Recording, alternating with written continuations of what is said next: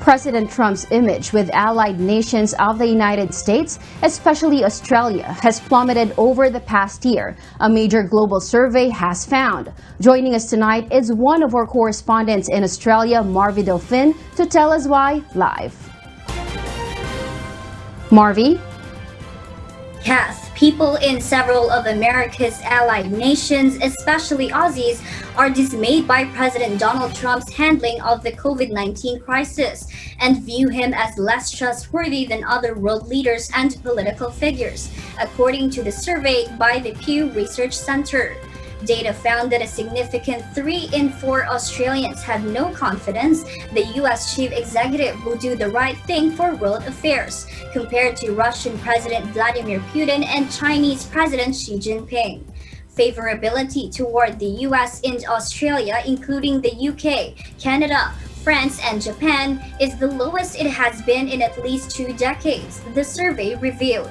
The driving force behind this drop in support for the U.S. and its president appears to be the country's failure in its COVID-19 response and containment, which has seen the tragic deaths of more than 194,000 Americans and more people infected than anywhere else, according to Johns Hopkins University statistics. By contrast, 94% of Australians said their own country's government had handled the coronavirus pandemic well. Trump's personal ratings nosedive further in the annual index, with survey respondents giving him ratings comparable to the lowest points of former U.S. President George W. Bush's incumbency and remarkably below the highs of Barack Obama's administration.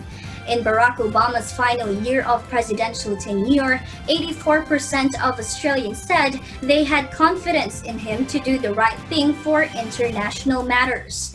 In the U.S., Trump has been unsuccessful in improving his popularity less than 2 months before the election.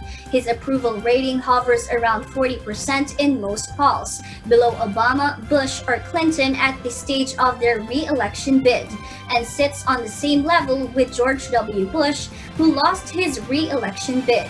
During that time, just 23% of Australians had confidence in George W. Bush during his final year in the office, which was dominated by the beginning of the global financial crisis. Kath?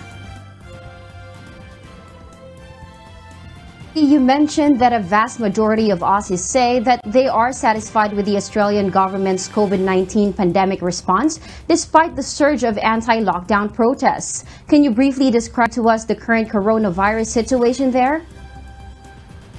Kath, here in the land down under, Western Australia has reached 5 months without community transmission, and we have seen also great improvement, especially in the lowering number of reported daily cases in the second wave-stricken state of Victoria. Premier Daniel Andrews said in a statement today that for the first time in a long time, we have less than 1,000 active cases across our state. This milestone will see metropolitan Melbourne moving to the second steps of its roadmap out of lockdown. This is very good news for the 60,000 Victorians in the large backlog waiting for surgery, because from September 28, elective surgery will resume to around 75% of usual activity. We are yet to hear on decisions on other restrictions. Kath? Thank you, Marvy, for that report.